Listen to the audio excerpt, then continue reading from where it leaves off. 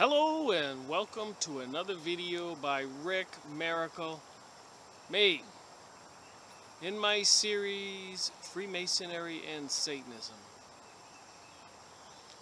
I know I keep saying how appropriate it was to name the series Freemasonry and Satanism. It seems like there are forces who want the New World Order, the New Age, one world currency, one world religion. And it was the Illuminati, the Rothschilds, and the other bloodlines of the Illuminati. You can read Fritz Springmeier's book, Bloodlines of the Illuminati. I've shown it in previous videos. So these Illuminati, these secret societies, like Freemasons, they're the same ones who orchestrated the betrayal, the banksters, Zionist Jewish people. We've been going over this stuff. With the Balfour Agreement during World War I, which was a treacherous act against Germany, to acquire the Palestinians' land to create the State of Israel. Back in 1916, 1917, and then of course after World War I, the same Illuminati bankster people in New York and London and people in high places all over the world orchestrated some espionage and some intrigue and sent some men into Russia to abduct the Tsar, the leader of the country, and his family. Took them to a house out in the country, executed them all. And with the aid of countries, even like the USA, supplying troops for the railway stations and other things, we all don't know to the extent of this betrayal and conquest of Russia. And apparently there are the Bolshevik Jewish people were part of this, the leaders. And apparently they proceeded to kill a lot of Christians and other good people, something called a purge. And admittedly in a Jewish main newspaper it was 25 million. And according to some reports, over 10 to 15 years, it was 100 million people, and a lot of them were killed by starvation. Quite a horrific story. So anyways, at the end of World War I, and after this Russian Revolution, they were shipping a lot of these Yiddish Jews. That's where the Jews from Eastern Europe came from: Russia, Germany, Poland, Ukraine, Khazaria area. And they had camps set up all over Europe, and they were training camps. And predominantly they were immigrating these Yiddish Jewish people into New York City, the USA, and probably other places in the world. And they were causing a lot of turmoil, chaos, anarchy. I guess with a lot of support of people in high places. They were buying up businesses, movie theaters, publishing companies, taking over the liquor business, creating the porn industry, Hollywood, the movies, and so much more. It's in Henry Ford's books. I'll have to go back to Henry Ford's books. The Dearborn Independent. There were 4 volumes which were essays taken out of his Dearborn Independent newspaper.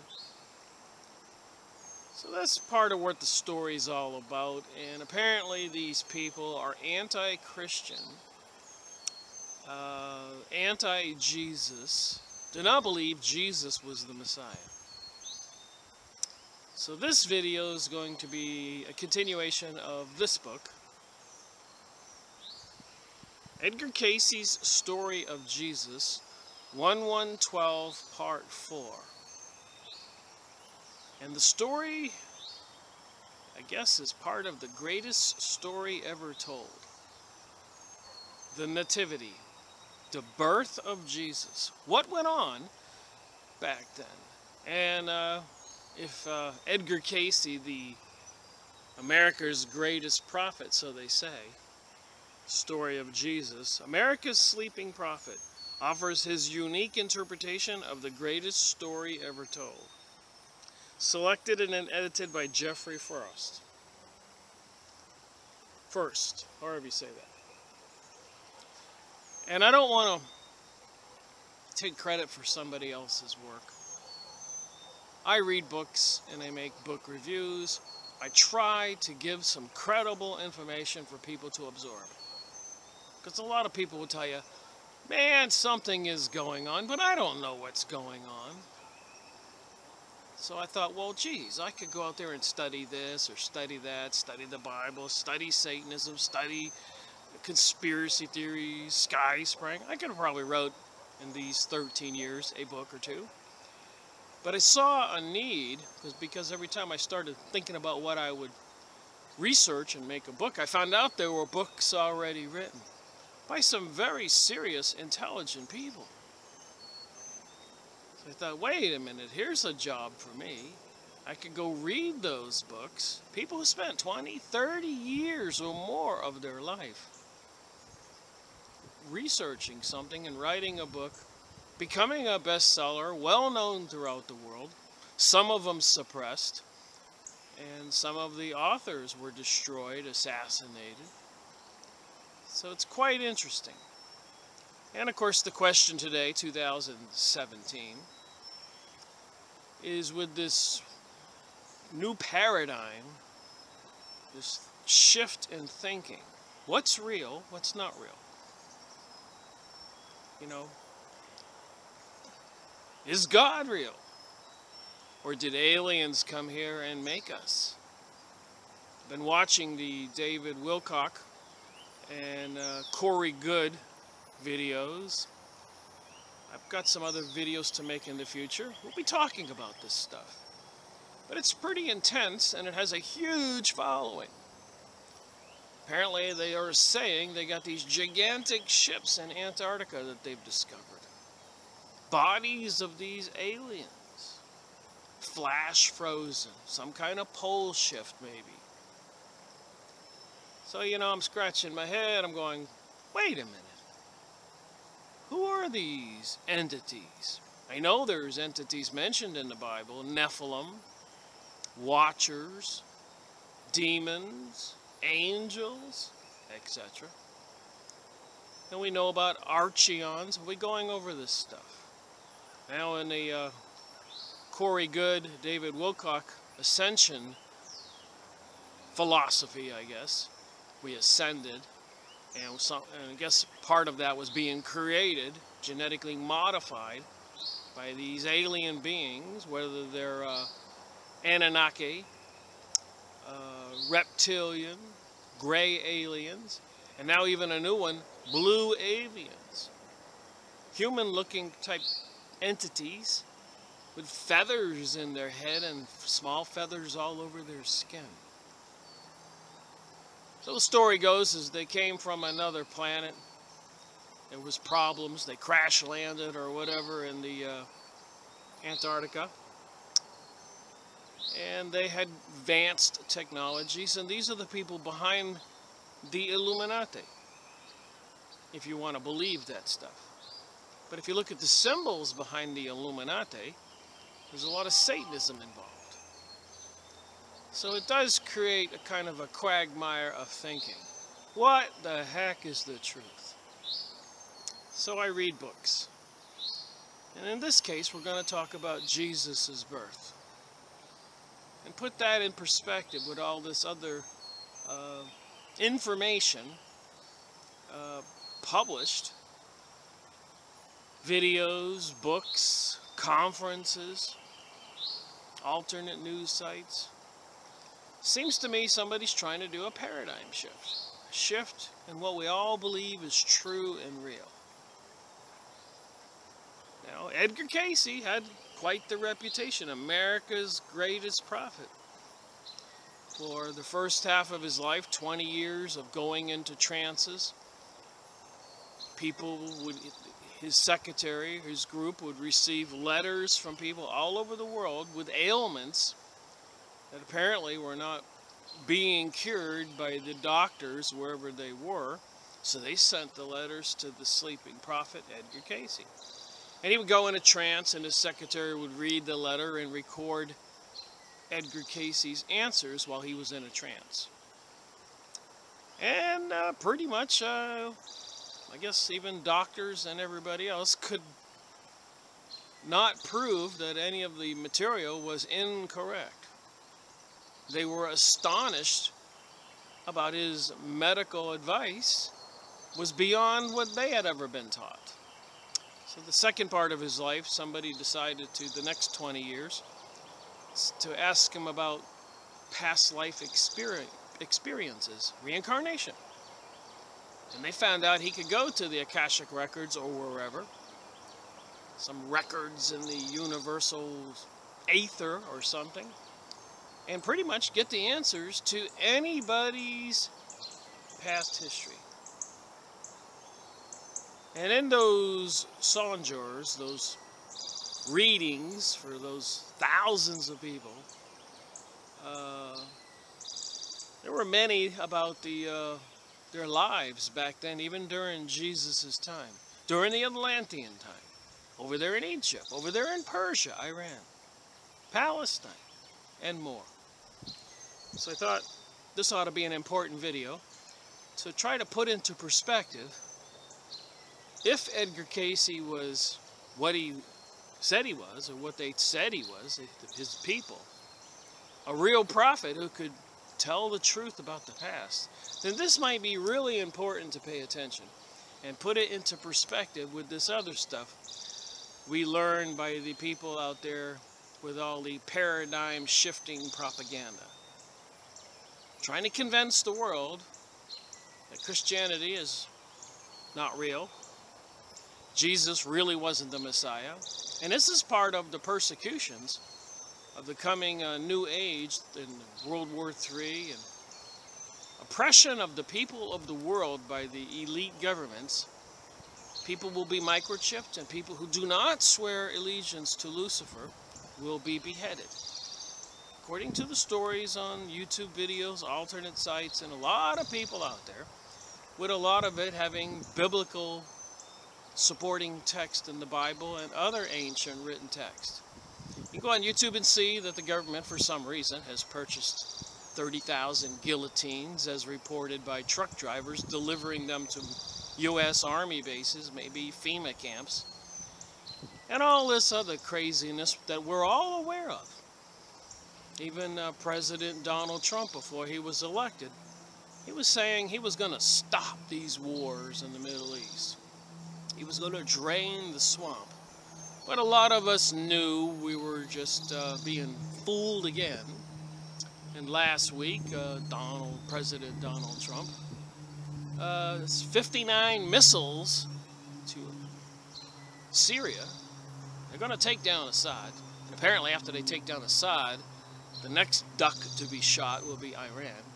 But anyways, in Syria, according to prophecy, when Damascus falls, that's the biggest city, the oldest city in the world, that is the beginning of Armageddon. So prophecy seems to be in play. Even Albert Pike, the leader of the Freemasons, back in 1880 something, wrote a letter to his friend Mazzini in Italy. You can look this stuff up. Don't believe anything I say. You should have a notepad. You should be writing notes and looking it up and verifying what I say. Then we can all get at the truth. But he wrote a letter to his friend Mazzini in Italy describing that the three world wars that would be required to bring about this new age and new world order. And Albert Pike was talking to a master, some kind of being in the other world. Psychic stuff, meditation. Helena Blavatsky had masters. And Aleister Crowley, the evilest man alive, was communicating with masters. You can look this stuff up. Yam, I think it was, with Aleister Crowley, and Cayce. Get the exact names. So this thing with these aliens in Antarctica apparently being able to appear as bright lights, which is in the Bible, as beings appearing as bright lights like angels. And even when Jesus was born, a bright sphere light showed up in the sky. So bright at night you could see everybody in the stable where Jesus was born. It lit up the whole area. It gave it some kind of, the area, some kind of magical appearances according to the readings of Mr. Cayce here, prophet. So let me start reading from this and see if you think this material is as fascinating as I do. Alright, here begins the Christmas story itself. There's this reading, so whenever they have a reading here, they assign them numbers. 5749 was given by Edgar Cayce at Virginia Beach, Virginia, June 22nd, 1941, at the 10th Annual Congress of the Association for Research and Enlightenment, Inc. And again, I want to give credit where credit is due to Jeffrey First in the whatever involvement in the Cayce Foundation in Virginia Beach. Go buy this book if you find this material interesting. I don't make any money by you buying the book, but I want to give credit where credit is due. I'm not trying to make an audio book. But I don't want to also stand here and tell you something without supporting evidence, which is why I do it the way I do it.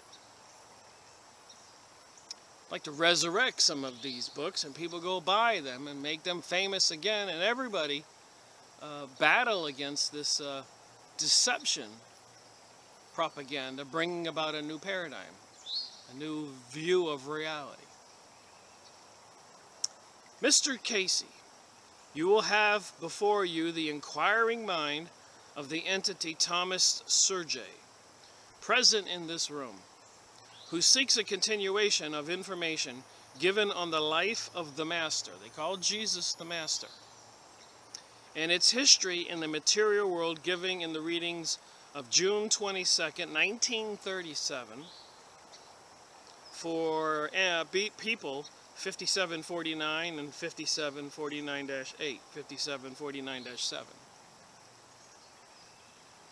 Because of the purpose for which this information is to be used, he asked at this time for a description of a literary nature of certain events in the life of the Master, which are known to us in outline but not in detail. You will give these as presented. First, the birth of the Master at Bethlehem, beginning with the arrival of Mary and Joseph at the inn. You will include such details as weather, time, conversation with the innkeeper, numbers of people at the inn, types they represented, numbers of people at the inn, recreations and occupations engaged in during the evening, what was being eaten and drunk, and whether the guests knew the child was being born, actual time of birth, etc. Wow. So Mr. Cayce says, after being asked by the secretary, in this case it was his wife that was asking the question, Mrs. C. So Mr. C says, yes, we have the information that has been indicated respecting some of the events surrounding the birth of Jesus, the son of Mary, in Bethlehem of Judea. The purposes are well known for which the journey was made in the period. The activities of Joseph are well known. The variation of difference in their ages is not so often dwelt upon. So there was Mary was significantly younger than Joseph. Neither is there much indicated in sacred and profane history as to the preparation of the mother for that channel through which the Immaculate Conception might take place. In this, the Immaculate Conception is a stumbling stone to many worldly wise. So the divine power, God, however they do it, when they perform these rituals, apparently can make a female pregnant. Which is interesting. I read about that in Rabbi Marvin Antelman's book. In Hitler's diary, I've mentioned it in previous videos, but they were performing some kind of ritual, cult ritual, and sacrificing a human being, so I suspect, of course, it's a satanic witchcraft ritual, to bring forth some kind of angel being to impregnate a young girl on an adjoining altar. The being appeared, according to Rabbi Marvin Antelman, in the book To Eliminate the Opate, and there's volume 1 and volume 2. I've made videos on this. I've shown this. So Rabbi Marvin Antelman, who was a leader of the Jewish Congress of the United States, was obviously not just another rabbi. And so he had Hitler's diary, and that was in there. So can we believe they were trying to perform some kind of immaculate conception from some angelic being with this girl on the cult altar in Germany? And then you read this stuff, and so much more. A lot of satanic, and I've mentioned this many times, symbolism videos with the Emmys and Grammys and Super Bowl halftime shows involving Madonna, Lady Gaga, Katy Perry, and many others. What's up? Something's going on. There seems to be this battle of satanic, rebellious, angelic beings or whatever against the God world. And of course, we are all spiritual beings in these biological bodies. And when this physical body dies, my soul, anybody's soul, has to return to the spiritual realm. So what you think is kind of important, I would say. The arrival was in the evening, not as counted from the Roman time, nor that declared by Moses by God, but declared to Moses by God when the second Passover was to be kept, nor that same time which was in common usage, even in the land, but would now represent January 6th. So the people arrived January 6th. The weather was cool. There were crowds on the way, for it was only a Sabbath day's journey from Jerusalem. There were great crowds of people on the way from the hills of Judea. The people were active in the occupations of the varied natures in that unusual land.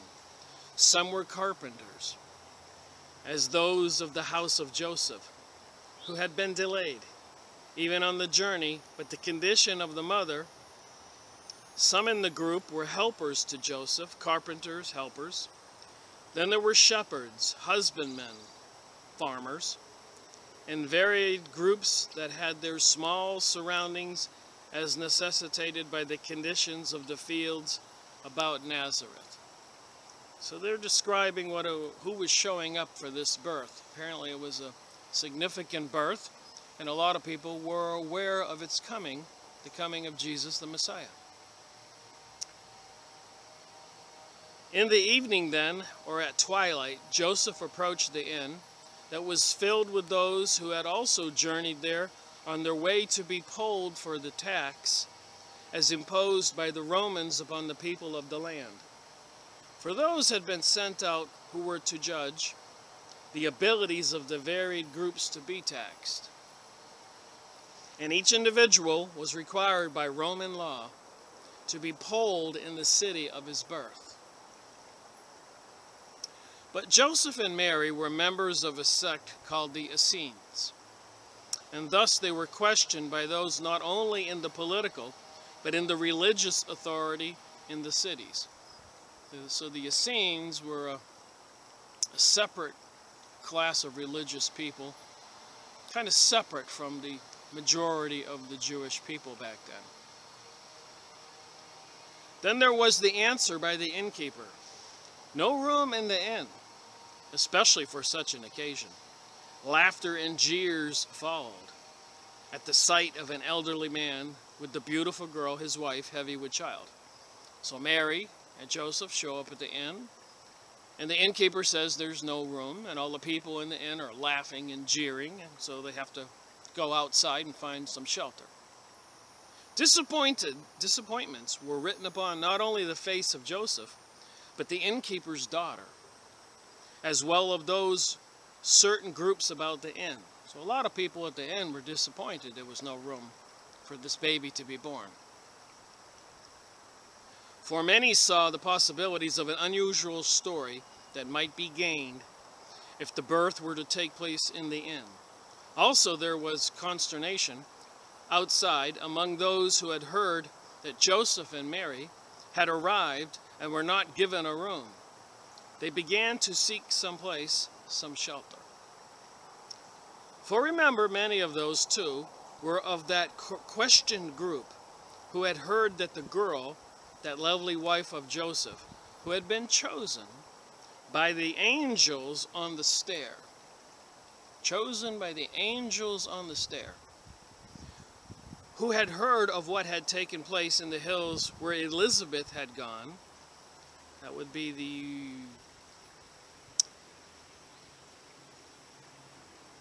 mother of John the Baptist, I think. When there was the visit from the cousin as to those things which also come to pass in her experience. Such stories were whispered from one to another.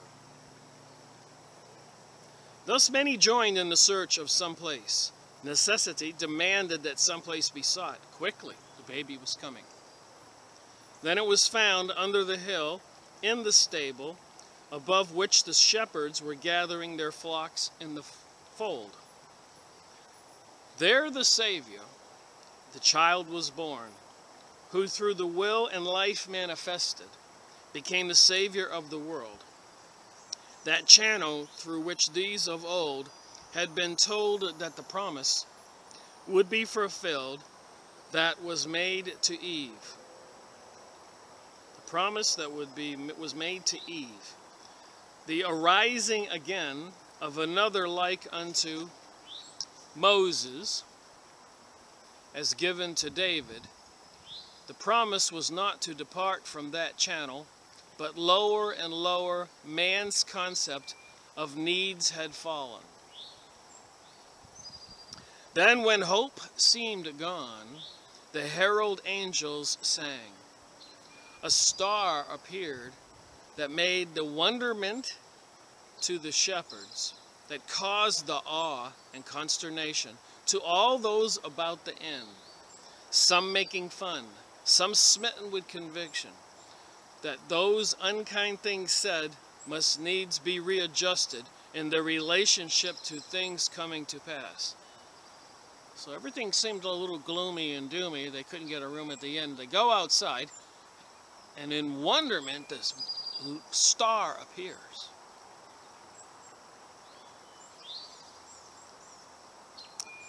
All were in awe at the brightness of his star, appeared and shone. At the music of the spheres brought the joyful choir. Peace on earth, goodwill to men of good faith. So now you've got these spheres, and remember, a lot of the UFO alien sightings are spheres, which actually turn into glowing human-looking beings. We'll be going over this stuff in my future videos. All felt the vibrations and saw the great light. Not only the shepherds above that stable, but those in the inn as well. To be sure, those conditions were later to be dispelled by the doubters, who told the people that they had been overcome with wine or whatnot. Just as the midnight hour came, there was the birth of the Master. So there's questions whether Jesus was born on the 24th or the 25th. And I guess if you were born on midnight, the day before would have been 24th, and the coming day would be the 25th. Just me thinking. It comes up again in these readings. Remember, this is Edgar Cayce doing readings, accessing some kind of Akashic records or something in the universe, wherever prophets get their information, and involving angels, spiritual beings. There were the manners and the ones present soon afterwards, for through the period of purification, the mother remained there, not deeming it best to leave, though all forms of assistance were offered, not leaving until there was the circumcision and the presenting in the temple to the Magi, to Anna and Simon. So such were the surroundings at the period of the birth of Jesus for entity 5749-15. So again, Edgar Cayce's doing readings for people, and he says, hey, you were there at this time, and this is what was happening. So now a question is asked of Cayce while he's in a trance. In what manner was Joseph informed of his part in the birth of Jesus? Answer: first by Matthias or Judah. Then as this did not coincide with his own feelings, first in a dream, and then the direct voice. So there's a lot of situations recorded in history where direct voices come to people in visions of angels or messages in dreams. And whatever comes the voice, this is always accompanied by odors, smells, as well as lights, and often the descriptions of the lights is a vision. So this is what Edgar Cayce is explaining. Was he disturbed when Mary became with child while yet a virgin?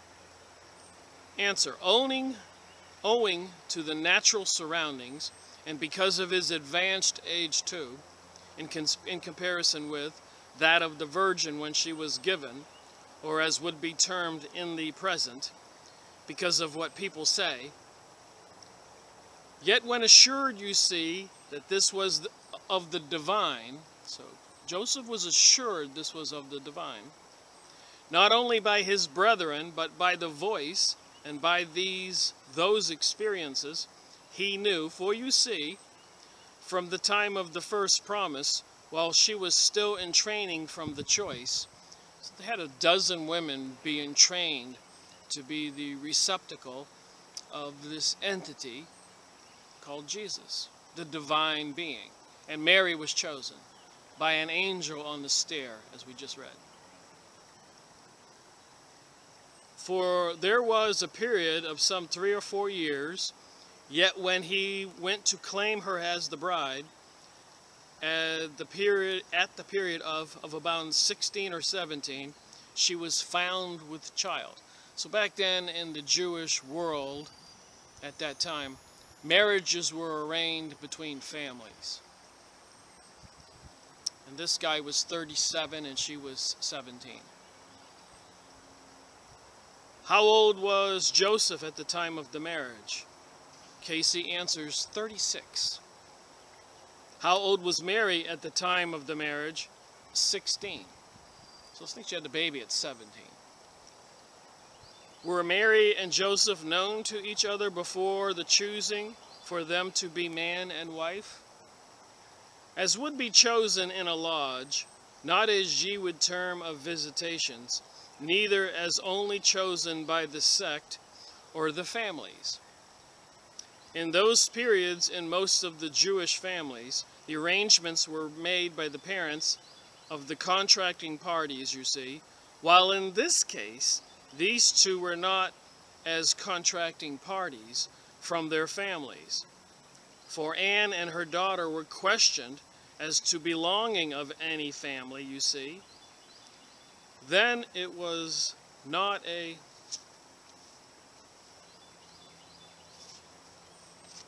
page 164. Like I said, buy the book. You can read this instead of having to listen to me talk. Sometimes I'm not as fluid as I like to be. Alright, so it says here, then it was not a choice altogether, as if they were appointed by the leaders of the sect, the families, or of the group, or of the lodge, or of the church. For this is the church that is called the Catholic now, and it is the closest. So the Catholic Church is as close as you can get, I guess, to the Essene Church back then. Who were the parents of Joseph?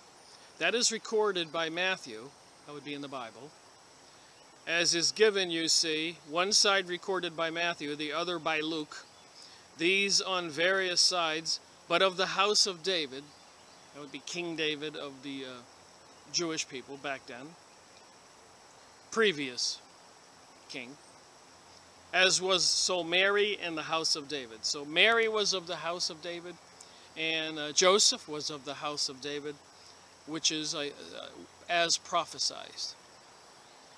Do we celebrate Christmas at approximately the right time? There is no great variation, for there have been many changes in the accounting of time, or accounting for the periods from the various times when time is counted. Not far wrong, 24th, 25th of December, as ye have in your time now. That was for reading 5749-7. In one reading, we are told that Jesus' birthday is on March 17th. This is a question to Edgar Cayce. According as we reckon time now. And in another reading, we are told that we keep Christmas about the right time, the 25th or the 24th of December. As ye have your time now, still another mentions January 6th. Please explain the seemingly contradictions. All are correct according to the time from which same were reckoned in the Akasha. How many times have there been the reckoning? Take these into consideration when the period of events being followed and the information being indicated. Just as there was reckoning from the various groups for their individual activities, so was the information given as to the records from the source with which those seeking were concerned. So apparently over the past couple thousand years, the calendars shifted in time. And when people reckoned what the day was, the calendars were skewed. And we all know every 4th year you have to add a day. And they didn't do that all the way back then. So he's saying here in the reading, when they reckoned it, when somebody calculated the math over the past 2,000 years, they came up with different dates because the calendars were not as accurate as the calendar we have today. So it says here. So I've heard this conversation before. Question, what about the innkeeper and his family? Did they ever know who it was they turned away? Answer, much of that which has been recorded, as we find, is not so correct, nor in keeping with the keeper of the inn did then. As Apophar, that's his name, the innkeeper, who was of the Essenes, thought, though of Jewish descent, rather a combination of Jewish and Grecian, for the entity Apophar, then made a study of those people, the Essenes, knew of these things which had been foretold by the teachers of the Essenes, and made all preparations as nearly in keeping with them that had been foretold as possible. So people were aware of this impending birth, which was taught by the Essenes, of a Savior, a Messiah, to come save mankind. While among the entities stables were indeed the place of rest, it was chosen in preference to the inn itself. Because of the very rabble, the very act of those who were in authority, both as to the Roman as well as the various groups that in their discussions were making for the very thing which would hinder or prevent the experience that had been foretold. So a lot of people in the inn were drinking and eating and of different kinds of races, even Romans, I guess. So they preferred to send them out to a quiet stable for the birth of a baby. So it says here. The innkeeper did this rather for protection of the Holy Family than because, as he had said, there was no room in the inn. But this is what was meant to be implied and conveyed, that they were turned away. Yet in respect to the entity's activities, it was really for the protection. For the entity too had seen a vision. The entity too had heard, had known of the voices that were in the air. The entity too had seen the star in the east. So there was this star in the east this night of this birth. The entity too had known of the experiences which must befall those who were making all preparations possible under the existent conditions for him who should come as the teacher, as the shepherd, as the Savior. That would be Jesus Christ. So this is Edgar Cayce doing his trance readings. They've proven a lot of the information he has said in his trances. And a lot of people would believe and teach these days, as I said earlier in this video, that Christianity is a false religion. Jesus didn't really exist. So that's why I think it's important to go find these other sources and read what is said. By whom? Including the Bible. Including the Jewish Encyclopedia, Encyclopedia Judaica. Including books like the Book of Enoch. So what is the truth about our reality? Well, like I said, we are all spiritual beings in these biological bodies. That's important. Well, as you can see behind me, spring has sprung here in the mountains of North Carolina. I think this is the first week of all these green leaves. We got a little creek down here, if it can be seen.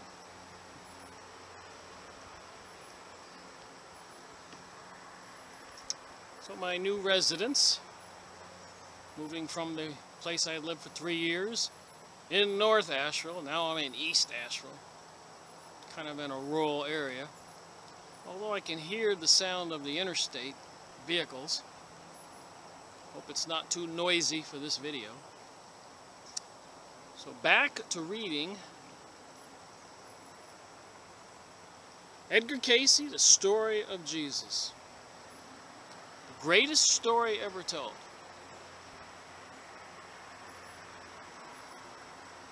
Closely associated with the innkeeper and those activities there was Sodeth, the wife of the innkeeper.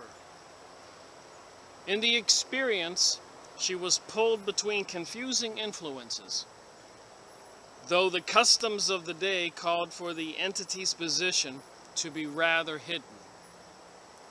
The entity in its purpose and its very activity was quite outspoken.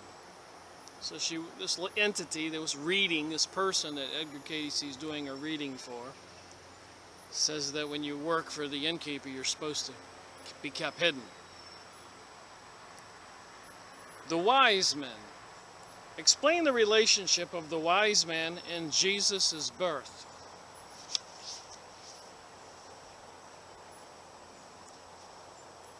As indicated by the travels of the Master during the periods of preparation, the whole earth, the whole world, looked for, sought the closer understanding.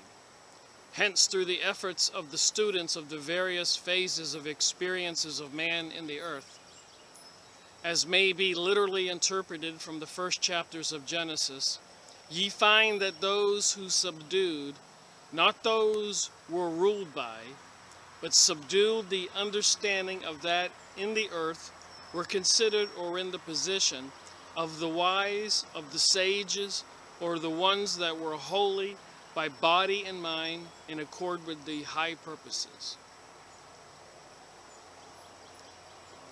Hence we find as the wise men, those that were seekers for the truth, for this happening, and in and through the application of those forces, as ye would term them today, psychic, we find them coming to the place where the child was. So even from Egypt and Persia and different places, these wise men knew that this birth was coming because they were students of these forces. Or they were drawn as those that were giving the thanks for this gift, the expression of a soul seeking to show wayward man back to God. So Jesus came to show wayward man back to God. I had to stop making my video because of the lawnmower, and now maybe it's going to rain. So they represent, in the metaphysical sense, the three phases of man's experience of materiality, immateriality, gold, the material, frankincense, the ether or the ethereal, mirth, the healing force, as brought with same of body, mind, and soul. Well, that was a bunch of interesting words. These were the positions then of the wise men in their relationship. Or to put into the parlance of the day, they were the encouragement needed for the mother and those that had nourished, that had cherished this event in the experience of mankind. They came during the days of purification, but to be sure, only after she was purified when they presented to the child. She was purified where they presented to the child. Question to Edgar Cayce. What relation did they have with later travels of Jesus? This would be the three wise men, or the wise men. I think there were more than three. As has just been indicated, they represented then the three phases of man's experience, as well as the three phases of the teacher from Egypt, from Persia, and from India. So that's interesting that we would have wise men, magi, coming from India, Persia, and Egypt back then to attend Jesus' birth.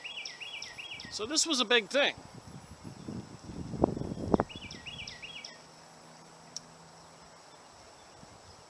What were the names of the wise men, and what gift did each bring? Alcalar was the wise man who brought incense to the child Jesus, for he lived in a period which was meant and does bring hope to the world. Preceding the advent of the Prince of Peace in the earth, he was in Persia, so this particular wise man, as a wise man, counselor, and sage, and he counseled with the people of that country, using the mathematical methods, which had been handed down through the ages, as well as the teachings of the Persians from the days of Zend, Og, and Uhich. I'm saying that wrong. He interpreted both as the astrological and the natural laws. So some kind of astrology, these wise men from different kinds, places around the world, knew of this event, the way I interpret it.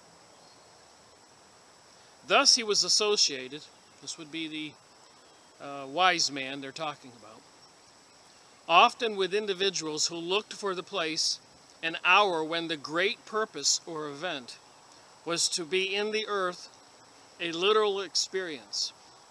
And he was one of the fabled wise men who came from the east, seeking during that period. In the present, those often told tales are accepted by him because of the conviction and purpose they have produced and to produce in the hearts and minds of individuals. He gained in soul development. So a lot of this stuff in Edgar Cayce's readings, when he does readings for people, he talks about soul development. And some people live an entire life and lose in soul development. So in a previous lifetime, they might have gained some ground in soul development. The way I understand it, if we were reincarnated a dozen times, plus or minus, you have to, just like going to high school, you got to go through 12 grades. And you're born into this life in a particular place and situation to offer you the opportunity for soul development.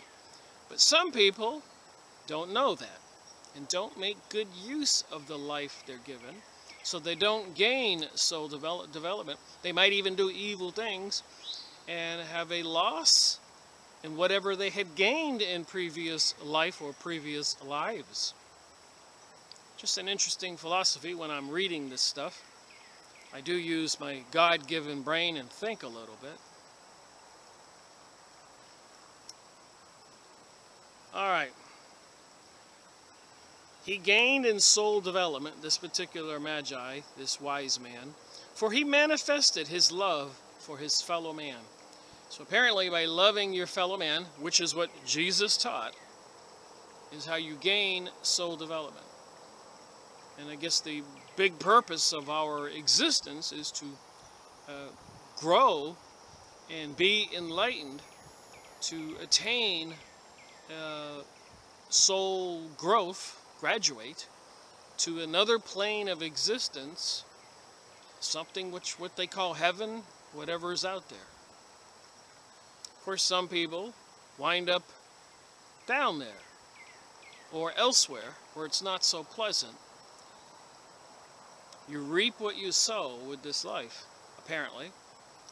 And according to what I understand, we're all sinners, but we're given this opportunity to believe in Jesus, that he existed, and trust in Jesus, and we can gain a lot of soul development and be saved from some kind of terrible thing, wherever there's this thing trying to capture souls. The evil forces want people's souls also.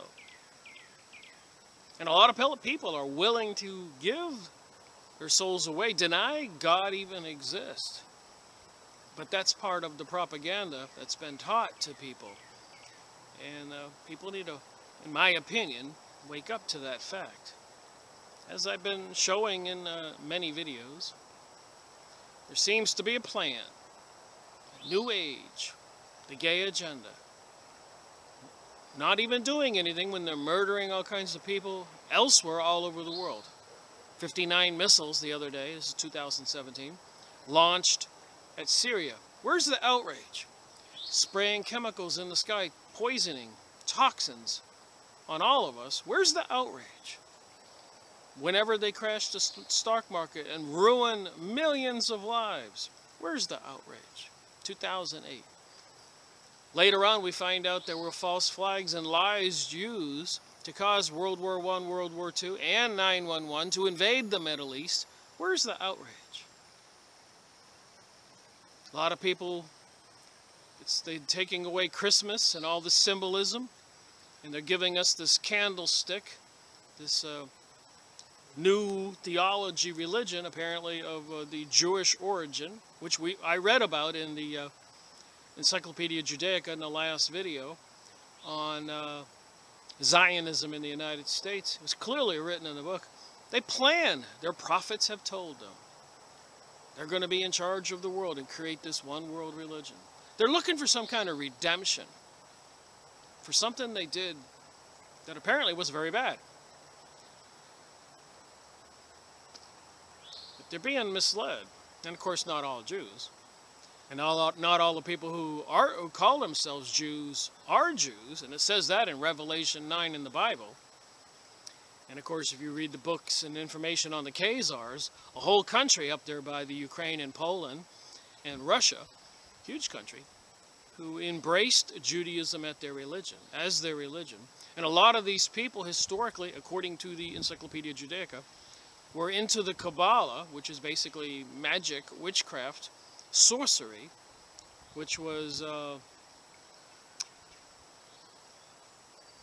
said in the Bible, it says not to practice those things. Even Jesus said if you're going to communicate with angels or beings or spirits, you need to test the spirits. You don't know who you're talking to. Therein lies a huge problem. Somebody thinks they're talking to some divine good spirit and it tells them to do some evil things. Notwithstanding Pizzagate, and abducting of children, child sacrifice, child abuse, people sacrifice, all over the world, human slaves. A lot of evil stuff is going on.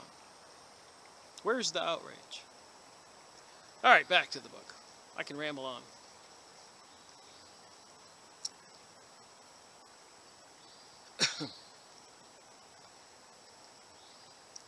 And he was one of the fabled wise men who came from the east, seeking during that period.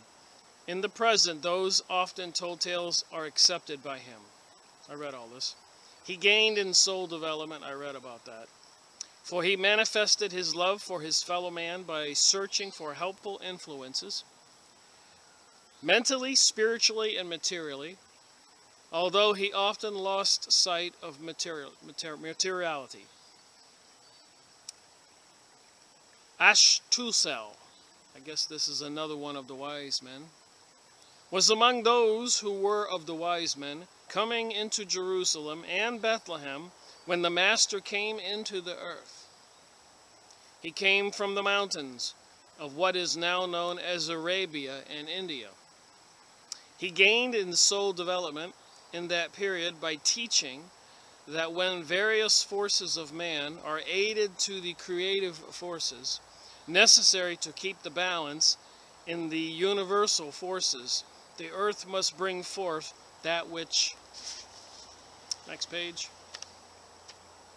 would make man's balance of forces with the creative energy as one. Would make man's balance of force with the creative energy as one. And the Son of Man appeared. He brought the frankincense and gave it to the Master at that time. So they had brought gifts to Jesus, the baby. Polios, another of the wise men, was in the Holy Land when preparations were being made for the Prince of Peace, the Son of God, to come into the earth. This is what Edgar Cayce says. He was an overseer for tax collectors, and he was the first to suggest that individuals should be chosen from the various faiths so that the Romans, Jews, Grecians, Helvetians, and Egyptians should all have charge of collecting the taxes. So he was saying let the different countries collect their own taxes. During the turmoils which occurred when the Jews rebelled, he was a commander in charge of the soldiers who put down such uprisings. In this manner he had a clean record, and when the wise men came, he was given charge by the Romans that he should conduct these wise men to the place they sought. This is reading 1220. So again, Edgar Cayce's talking about people who want to have a reading about what they did in the past life. And these readings I'm going over are some of the selected ones out of the thousands, which involved the birth of Jesus, the Nativity. Rebek lived when they were looking for the coming of the Prince of Peace. Remember, these are readings for people. The Master of Masters, and she directed the wise men to the inn, where his manifestation of light, hope, and joy were proclaimed by the sages of old. So Jesus Christ's birth was prophesied to happen. Likewise, she may be in the present give light to both people of high estate and the common people. So some of us, our purpose today while we're alive involves some of the things that we have done in our past. So it makes me wonder, what were my past lives, if I had them? think I can, I've done this before. I never really took it too seriously, but maybe I'll try to do it again. But I can use a pendulum, or I can ask questions, and you can get thoughts in your head. I don't profess to be a good psychic, because I feel we're all psychic to some degree. We are spiritual beings in these biological bodies. But it would be interesting for me to know exactly when I lived and what I did. Suppose anybody would like to know that. All right. For as you learned then, he, your Lord, your God, is not a respecter of persons, but of hopes, desires, and purposes in individual lives. Thus make your purpose one with his, so that all men may know the glory of the Lord, and it may fill their lives also. So I suppose the ultimate dedication of any person's life would be dedicated to God's will. And even in the Lord's Prayer, Our Father who art in heaven, hallowed be thy name, thy will be done on earth as it is in heaven. So it's thy will be done on earth as in heaven. There's many places we can read that, but I guess the ultimate thing a person could do is to wish to do God's will, and apparently those forces will come into play. Just like me sometimes, and I'm not professing to be any kind of special person. I just saw things were wrong back in 2005 and 2001, and decided to look into what the heck is going on planet Earth. And it's taken me this far 13 years later.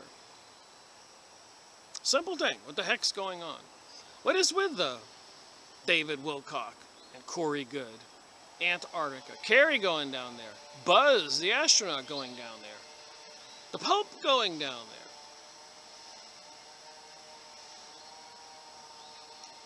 For as you learned then, he, your Lord, your God, is not a respecter of persons. I read that.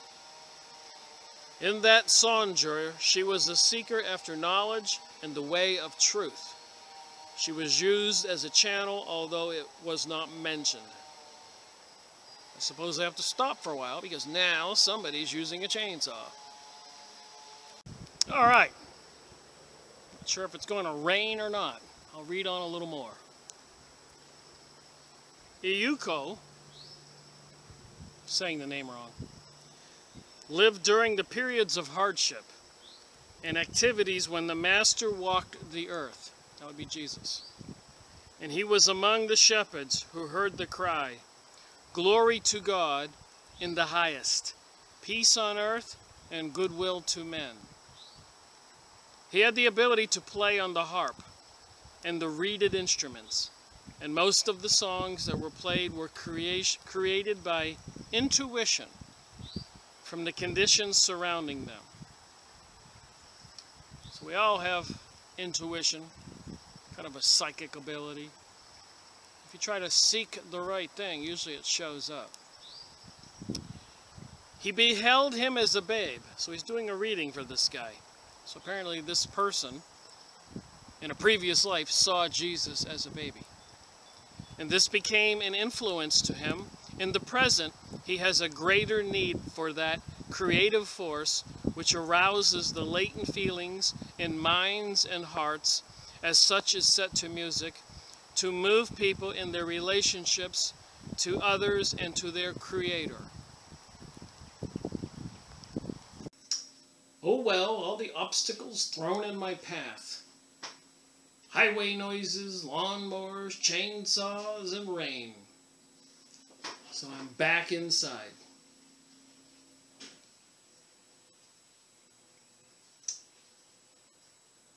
So let me move on reading from Edgar Cayce's Story of Jesus, the Nativity, the birth of Jesus, and the readings that were given by people who were around that time. In one answer, we are told that the wise man came from Egypt, India, and Gobi. Now we are told the wise men who brought the incense came from Persia, which is correct? So this person asking Edgar Cayce questions gets confused, and so do we all. So Edgar Cayce clarifies here. Both are correct. There were more than one visit of wise men. One is a record of the 3 wise men. There was the 4th, as well as the 5th, and then a second group. They came from Persia, India, Egypt, also Caladia, Gobi, and what is now Indo or Tolan, like China. Mentil was one of those people to whom the mother of the master came for help when it was necessary to flee from the decree of Herod. And she physically fulfilled God's plans in the material world. Think on that, and then live it also today. For it was through her that the beast were obtained, upon which the infant and the mother fled to Egypt. So I guess that would be the horses or donkeys they rode on to get to Egypt. But it does say something here that caught my attention, which has caught my attention before. And that would be the decree of Herod. So what was the decree of Herod? Anyways, apparently Herod was the king of the area, Judea, Palestine. It wasn't called Israel. The king of the Jews, the king of the area. He was appointed by the Roman leader from Rome. When Rome conquered the area, so he was only king because Rome appointed him king. But apparently he was a very vicious person. And I did do some research, which I will share. I went through several sources to kind of get some background about King Herod, who was the king of Judea at the time of Jesus' birth. And in one place in particular, I went to the Encyclopedia Judaica. And I read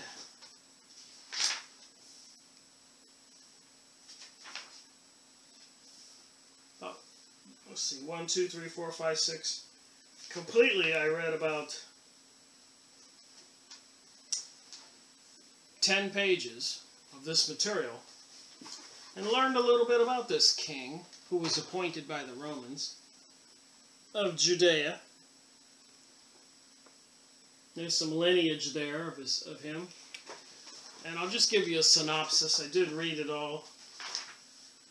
The dynastic murders, Israel under Herod's rule. Well, anyways, in the Judaical Encyclopedia, it mentions that this king appointed by Rome was a ruthless, evil man who even had his wife killed, assassinated, strangled, his sons killed, many family members, many people who were in opposition to his rule, who he thought might be plotting against him. But it does not mention in the Encyclopedia Judaica the fact, according to Edgar Cayce's readings when he was in a trance, and in the Bible in Matthew, that when the Magi, the wise men, some of them went to see King Herod when they were in the area, which they would. Here they are being from Egypt and China and India, wise men, leaders, and they were going to attend Jesus' birth. But when they told King Herod of this coming Savior, this coming Jewish king, King Herod, apparently, according to the Bible and according to the readings, had wanted all the children under 2 years old killed in Bethlehem to make sure that this king didn't live. And apparently in the Bible the story goes that Mary and Joseph and the baby escaped to Egypt. So it's not in any of the information in the Encyclopedia Judaica about that, but it is in there about all the murders. Just interesting information, FYI. So I did look it up here. Did Herod kill the children of Bethlehem? You can look this stuff up. Herod the Great. This is by Alfred Edersheim. The misnamed... There goes my phone. Got to do my day job. I think I need some more light in here.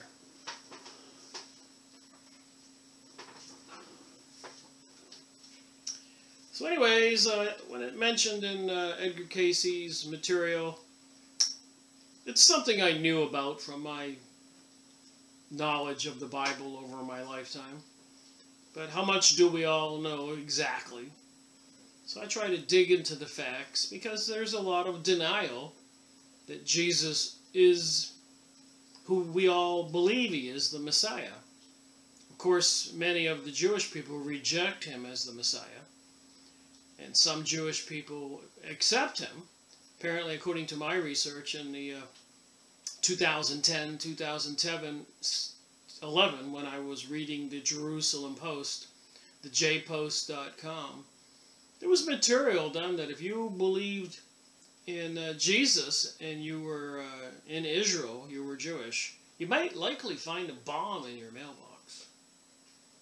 And it would be a crime to be handing out Bibles containing the New Testament.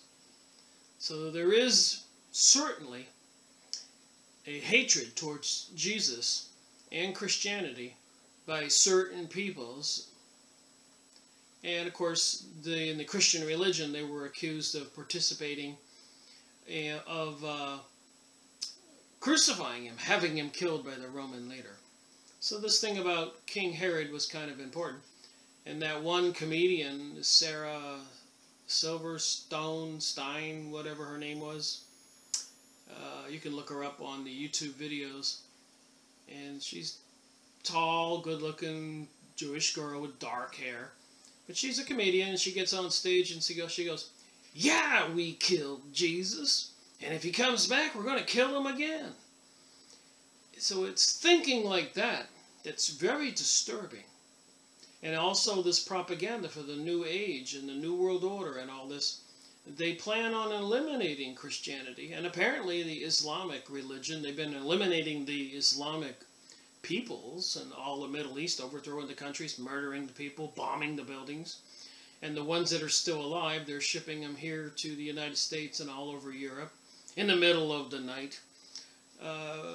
Somebody doesn't think we, the people, have any say-so in the matter of anything.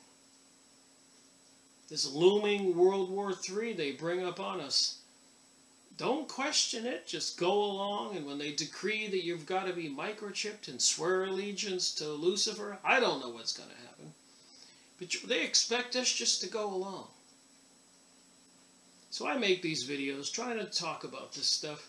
So I did find this document about King Herod, back then, king of the Jews, appointed by the Roman leader.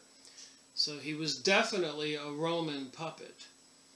And anybody who threatened his kingdom, his being king, including his wife and sons and family and many people, hundreds, maybe thousands, he would have them murdered. So Herod the Great, the misnamed king of Judah during the time of Christ's birth, received his title more of the force of his rule and expansive building projects than for his moral scruples.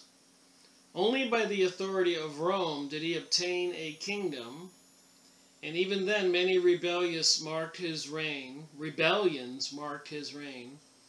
His insecurity aroused a murderous suspicion in him that touched even his own family.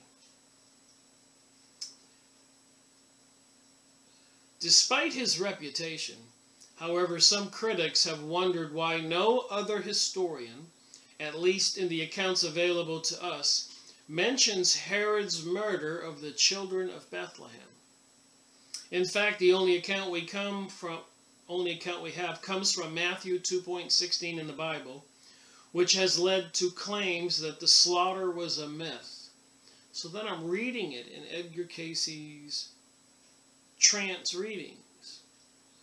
I am aware that during Edgar Cayce's lifetime, he is supposed to have for many years read the entire Bible from cover to cover. That's quite an accomplishment. Anyways, sadly, that this event is the only recorded by Matthew attest to the cruelty Herod became known for.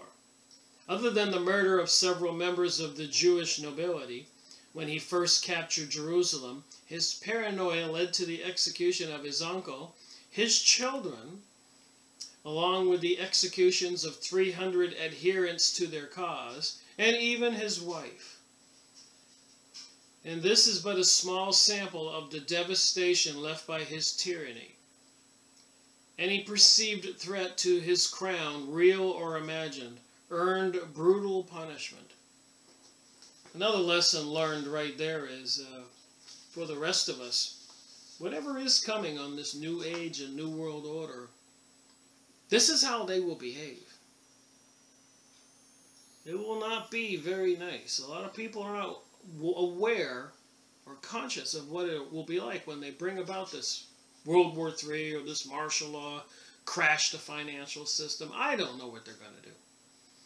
But it certainly looks like they're doing something, including all this propaganda and ascension material with people like David Wilcock and Corey Goode and Antarctica and these beings and these craft and these galactic organizations and peoples. What are we to believe?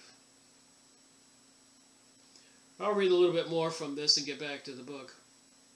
One should also remember that much of our extra-biblical knowledge of Israel at the time comes from Josephus, a Jewish historian like a Pharisee. To include this event would require an explanation why the children died.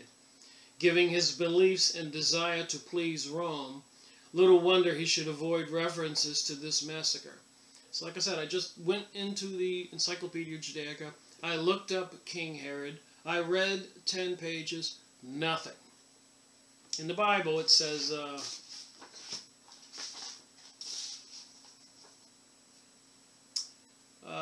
let's see, Matthew 2.16.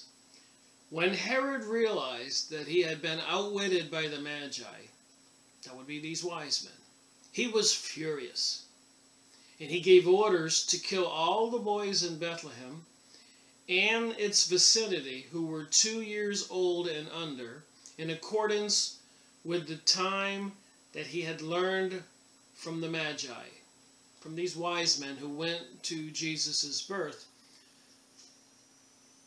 King Herod, mad, bad, and dangerous,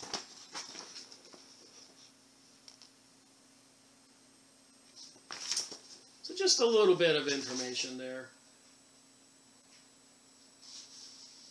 Herod was born in Palestine at a time of political turmoil. So apparently back then, they called it Palestine when Jesus was born, according to this.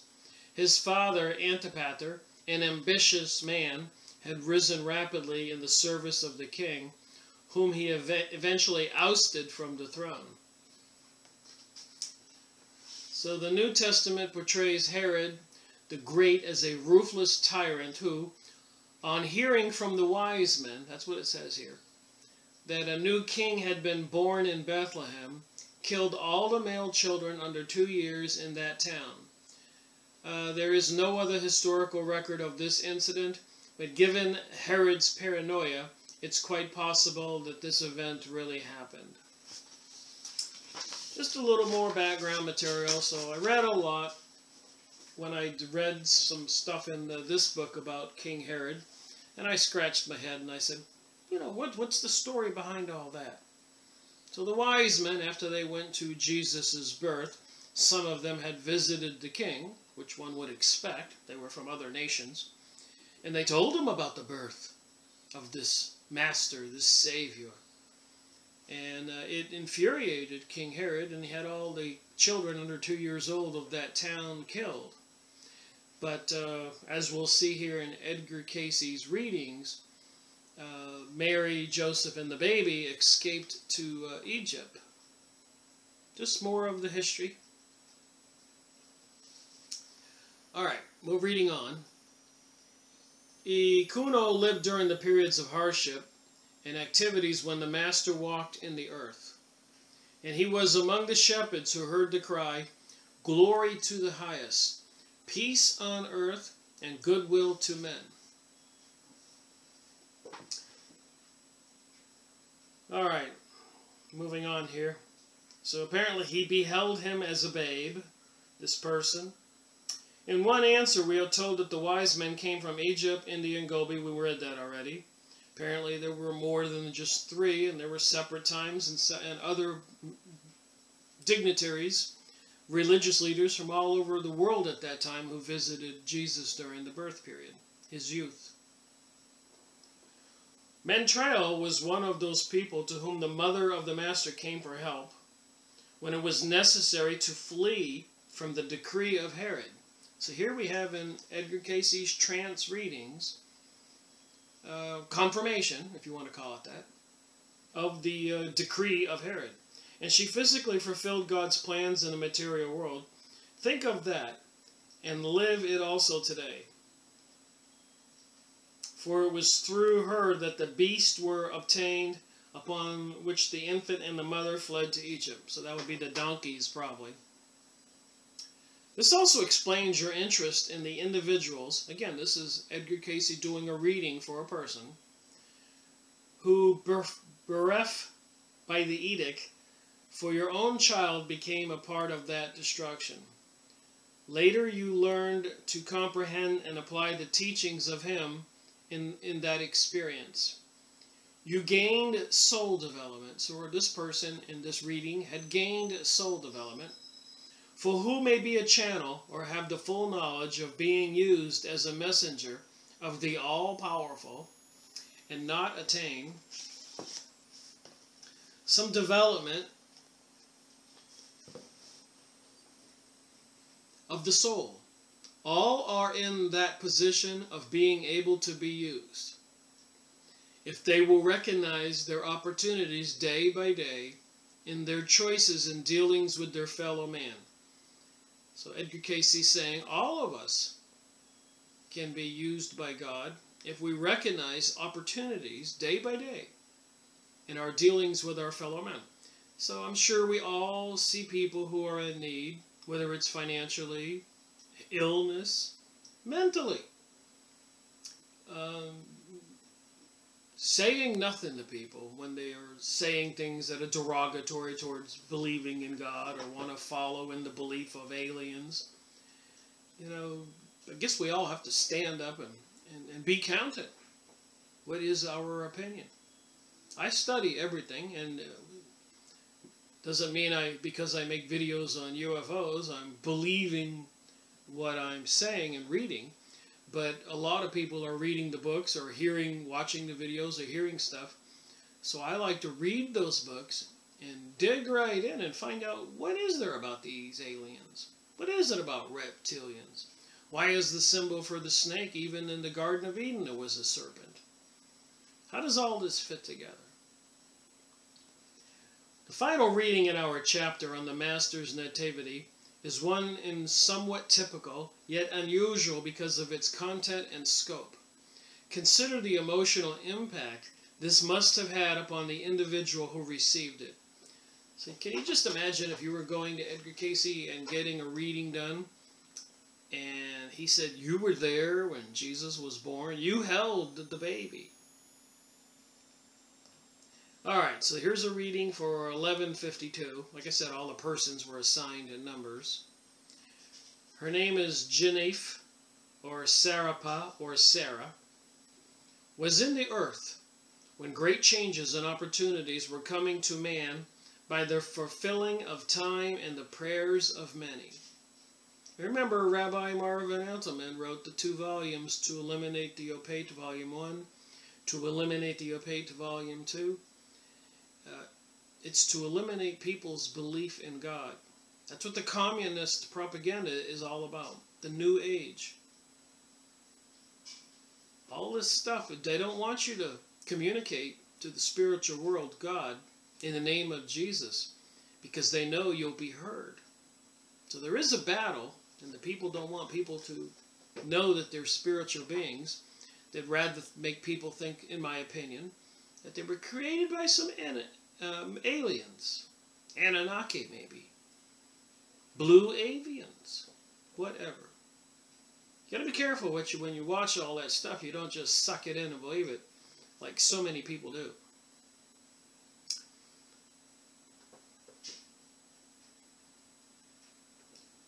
Alright. So here was Sarah, was in the earth when great changes and opportunities were coming to man by the fulfilling of time and prayers of many. At the time there was much turmoil and strife, and the people were pulled between that which was being presented by the Romans and the truths or lessons given by the peoples of the land. When the Prince of Peace came to complete his own development in the earth, he overcame the flesh and temptation. So he became the first of those who overcame death in the body. This enabled him to illuminate and re-verify that body as to take it upon again. Let's see if I can read that again. This enabled him to illuminate and verify that body so as to take it up again, and even when the fluids of the body had been drained away by the nail holes in his hands and by the spear piercing in his side. So this would be part of the crucifixion, which apparently Jesus was a threat to the Pharisees, the existing government of Palestine back then, in Jerusalem. So they wanted him to be crucified. And of course, Pontius Pilate, the Roman leader who controlled Palestine, Jerusalem, and had appointed Herod as the king, he heard the trial, and he's thinking to himself, wait a minute, I don't want to kill the Son of God. This is pretty powerful stuff. Even he thought that. And so the Jews in the audience said, let it be on our heads and our children's heads. So I need to see if I can find that material in the Encyclopedia Judaica. That's in the Bible. Maybe it's in these,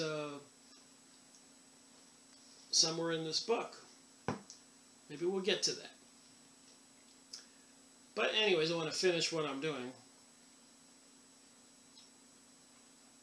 When the Prince of Peace came to complete his own development in the earth, he overcame the flesh and temptation. So he became the first of those who overcame the death in the body. This enabled him to illuminate and re-verify. I don't even know how to say this word. R-E-V-I-V-I-F-Y. Verify that body so as to take it up again. And even when the fluids of the body had been drained away by the nail holes in his hands and by the spear piercing his side. Yet this body, this entity Genève, Sarah, too may do these things through those promises that were so new yet so old as given by him. So he's doing a reading for a person here. Not of myself do I do these things, saith he, but God the Father that worketh in me, for I come from him and I go to him. Alright, continuing to read Edgar Cayce's Story of Jesus. Just having a conversation here, what's in the book. What are we to think?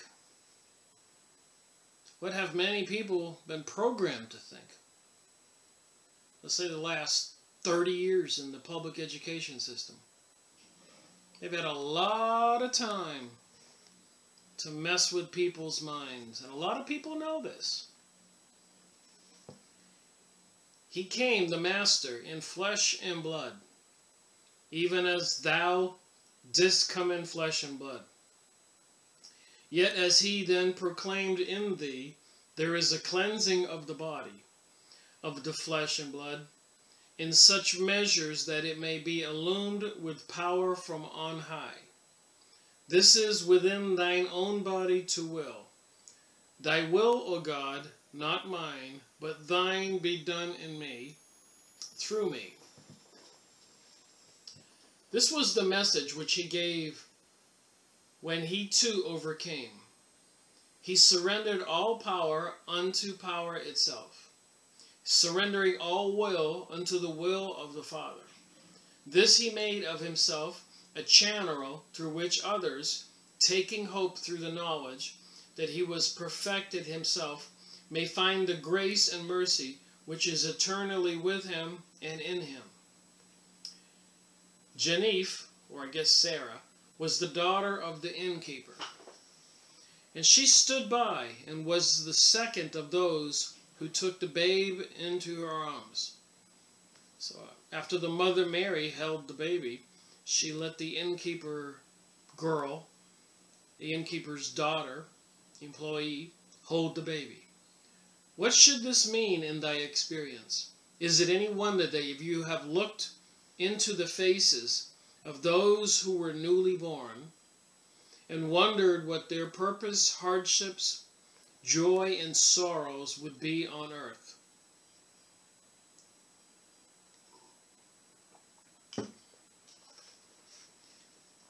In that time she not only beheld the experiences of the shepherds, but also heard the words of the sages of the East, who came bringing gifts to him, whom it had been proclaimed of old should come again.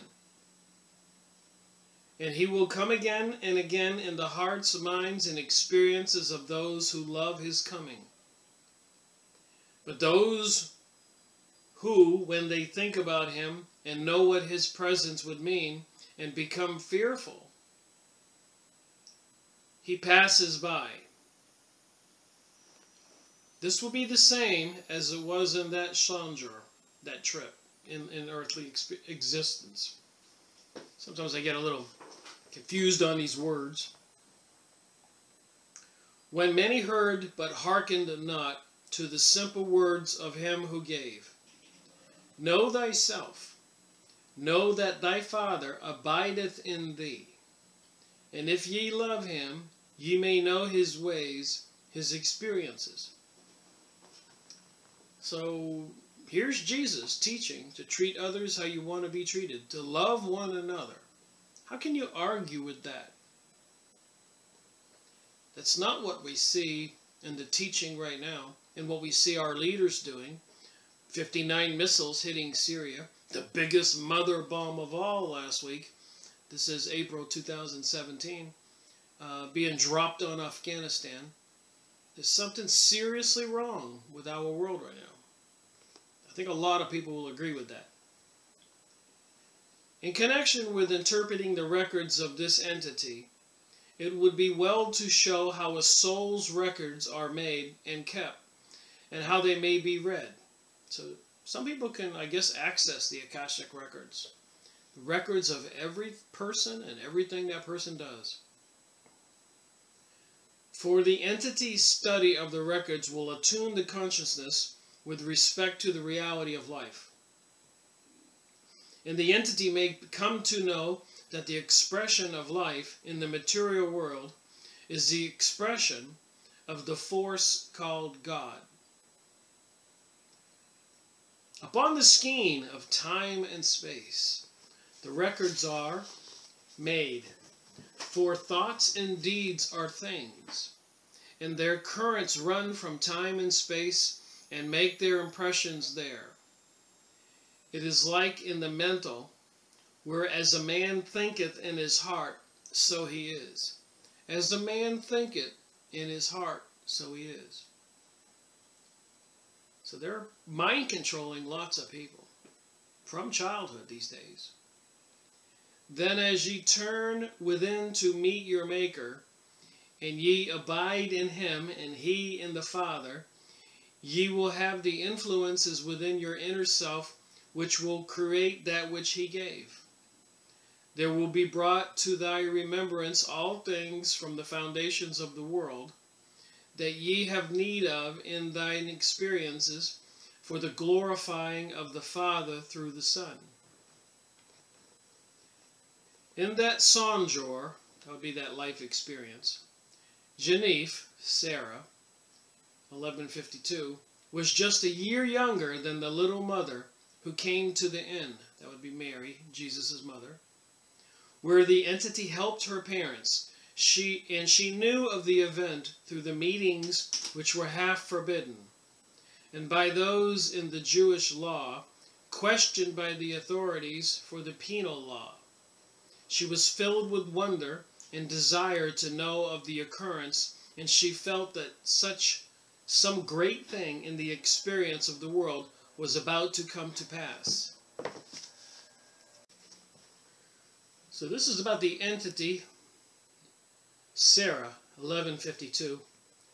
The entity named Sarah requested that she might aid in the preparation of the quarters of the mother-to-be and father. So the daughter of the innkeeper wanted to help Mary out, having the baby in the stables. And this is one of the people that Edgar Cayce did a reading for, telling her about her past life experience. Who were revered by all. For the leaders had arranged with the innkeeper for the care which must be provided for them when they came to register for their contribution to the Romans. Yet, as the entity waited, expectant, there was a general rabble, and there were the discussions of those who journeyed to Jerusalem for the meetings, as well as the centers for their tax registrations. So these are the things that were happening while Jesus was born. Sarah was attractive and well sought by one of the registrars as a companion. So I guess this one guy saw Sarah and wanted her. Yet she rejected him. She has met him in the present sonjour, so in this life where she was living back in 1940 or 1950. I guess that other person was alive at that time. So I wonder who I know in this life, who I might have known in past lives. She has met him in the present sonjour, this life experience, and the association has been both helpful and disturbing. So the way I understand it, somebody you knew in a past life could be your sister in this life, a wife, a mother, a brother, a friend. It's interesting when you research this stuff. What is the truth? Then Sarah helped so that all was in readiness. So Sarah was helping out with the birth of the baby. And the late afternoon sun shone in all its glory on the Palestine hills, as if the voice of nature were proclaiming the heralding of a new hope, a new birth to the earth, and the glorifying of man's hope in God. The specter of his star in the evening sky brought awe and wonder to all who saw it. And Sarah, being anxious, gazed with wondering awe at this unusual experience, and she wept with joy in expectancy of the glory surpassing what had been told of all the glories of her people in the days of old. There she felt similar to the experience at present, that a new light, a new vision, and a new experience were being born in every atom of her being. Wow.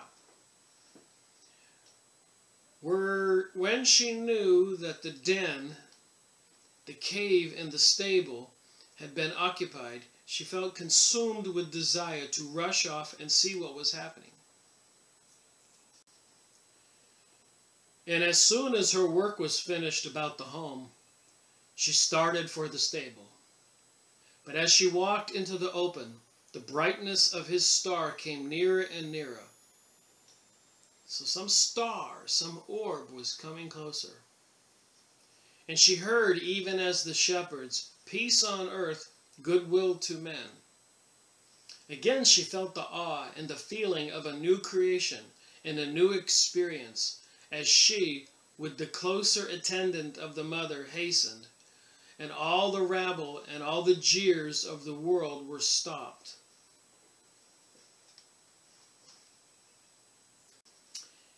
She hastened to the quarters where the mother lay, in all the awe of the new experience, and as the light from his star filled the place, she first beheld the babe.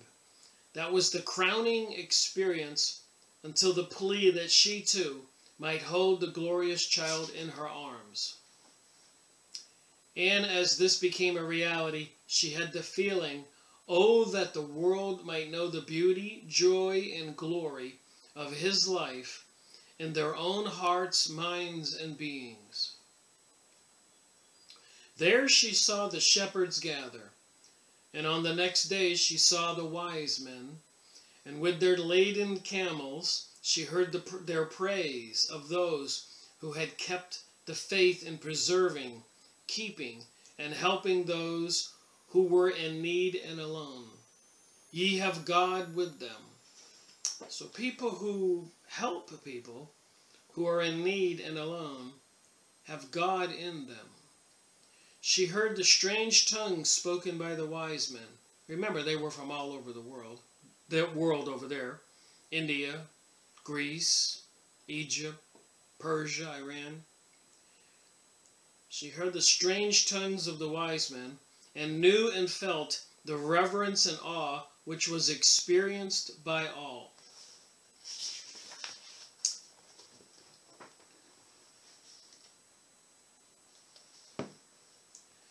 Sarah sought to keep in touch with the mother and child, and when the edict was declared, her heart was filled with fear.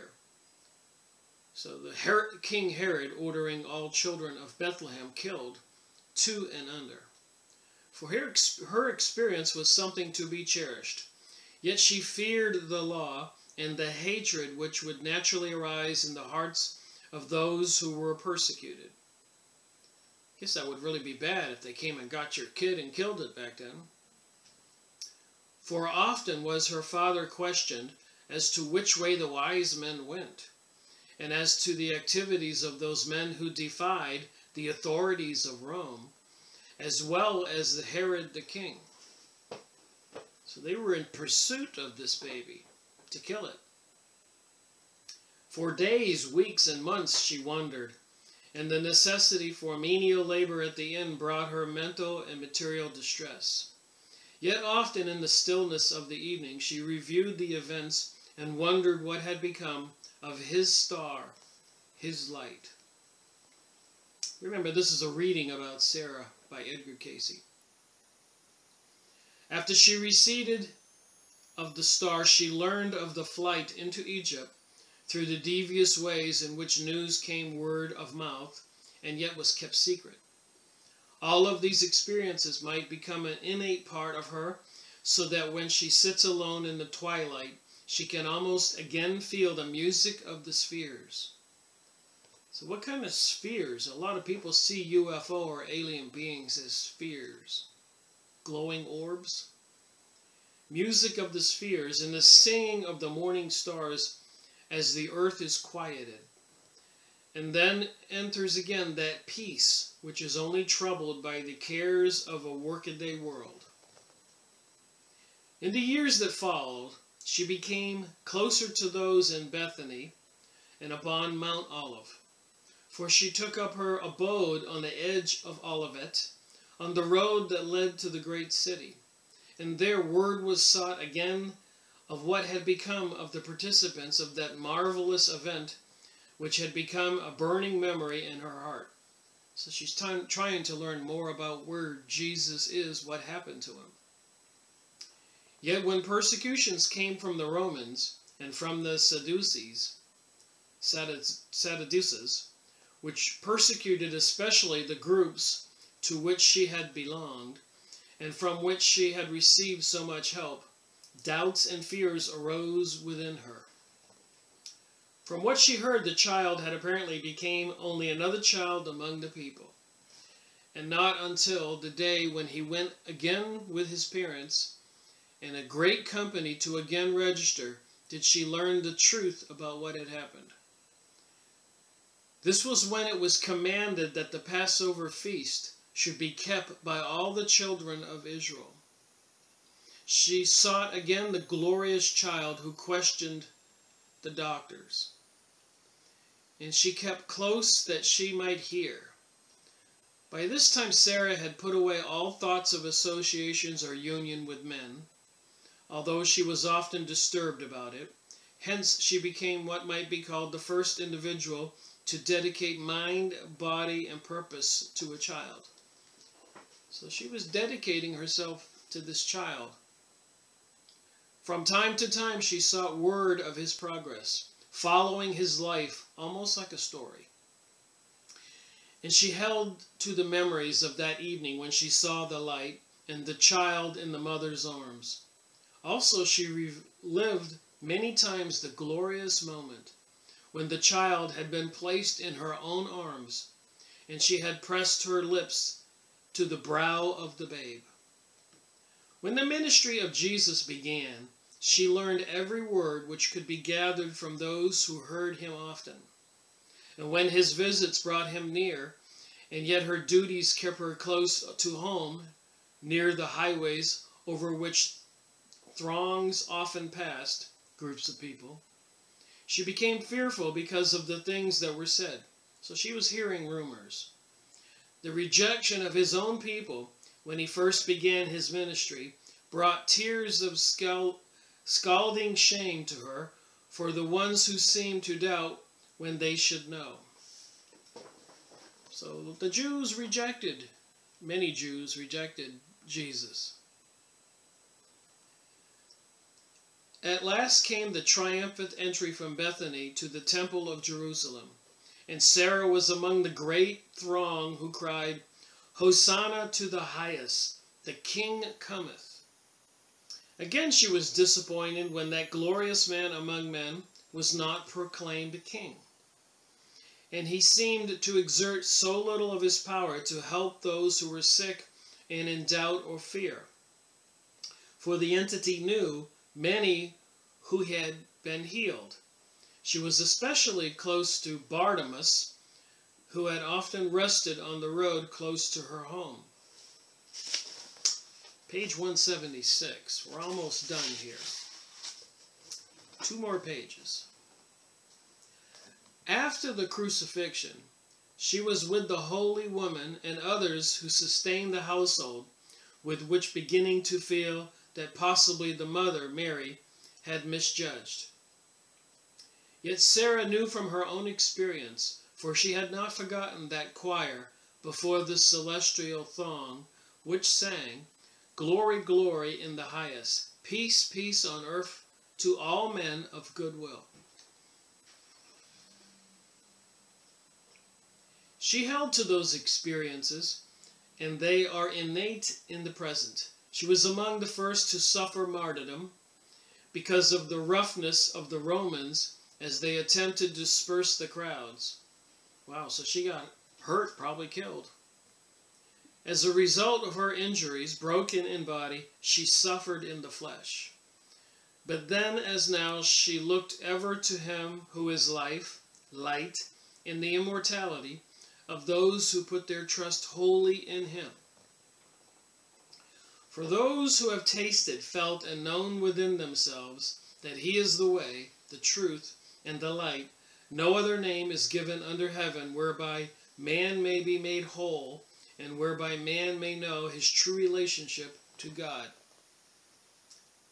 Just reading this one chapter on the Nativity, Jesus Christ's birth. Hold fast to that, O daughter of the innkeeper. O the beholder of his glory. O the joyous, gracious feelings that fills thy soul, and being with the richness of the earth, poured out at his feet. You were with the lowly shepherds who came to see the glorious sight, and they too were not hindered from beholding the face of the Savior. And ye too, O daughter, may know his face, but turn within. For there ye may meet him, as so often ye did in those days, weeks, months, and years, as ye were recounted in your inner self the glorious events of that day when the babe, the child Jesus, lay in your arms. For he is very near unto all who call on his holy name. He has promised, and his promises are sure to you, and in that you may know. Listen to those things which you have heard when wonder was so much a portion of your experience. Embrace him now, even as ye did in the glorious day when the earth saw, heard, and felt her King, her Maker. So may ye too take on God in him and become a part of his dealings with man. So think about that. You know, I go watch the Ascension videos with David Wilcock and Corey Goode and many others. And I'm aware that the communists, the Illuminati, the secret societies, the occult, they don't want people to believe in God, to believe in Jesus. They're destroying all the people over there in the Middle East, bombing their homes and industrial facilities, killing the people, shipping the rest of them that are alive in Europe to the United States. So there's something very evil going on. I believe that. Sky spraying chemicals in the sky, genetically modified foods, monitoring and all of us, spying on us all the time. And it's getting worse. Terror events orchestrated, false flags, planning for World War III, all that craziness in the news. Let me finish reading from this chapter so I can finish this video. To become purified, if ye will but empty thyself, ye may be filled with the glory, even as you were then. Count not judgments as the judgments of men. For man looketh on an outward appearance, but God seeth the heart, and the purpose, will, and desire therein. You merited being the innkeeper's daughter. Remember, this is a reading about Sarah, who was born under another name in 1940 or 1950, whenever Edgar Cayce did this reading. You merited being the innkeeper's daughter because in your previous experience, you had been seeking and willing to dedicate yourself. Oh, that man would gain the willingness to be a channel to be used, even as he gave. Not my will, but thine, O God, be done in and through me. That had been the cry and the experience of all, even as Sarah, who may come to know his face. As the innkeeper's daughter, you helped to care for the home and the inn, following the persecutions, and at the last, the death of your father, you prepared and kept an inn on the Mount of Olives near Bethany, on the road from Jerusalem to Giza. There were in that sojourn some doubts, fears, with respect to why the other members of his family could not see in the child and the man that which had been experienced by the entity. After the crucifixion and the resurrection, God rising again, Jesus rising from the dead, there was greater knowledge, and even many of the Romans admitted, indeed, this is the Son of God. So many of the Romans, after seeing Jesus, after he had been crucified, rise again, so indeed, this is the Son of God. Then you were closely associated with Ruth, the sister of Jesus, but only for a short time. For Ruth was among the people of another class or group who were to be hated for their part in her own father's death and for their persecutions and questions prior to their. So apparently Jesus' sisters and family members were persecuted after he was crucified. So the last little bit here, and I'll finish this video. Hope you found it to be somewhat interesting. You can go buy the book. I've only so far done probably half the book. The early years in ministry, that's the next chapter.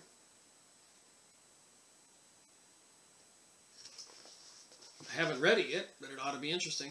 I've got a long ways to read. Crucifixion and resurrection. So much to do here. All right. Then gave your Christmas reading wherever there may be an audience. For from this day forth, this will have a new meaning, not only for you, but also for your listeners. In his name, then, may the blessings of the Father in the Christ be upon thee in thy efforts to point the way to the child Jesus, who in his humbleness and glory made himself as man, that man might know the love of God, to the sons of men that seek to know his ways. Amen. Thank you for watching my video, Rick Miracle reporting.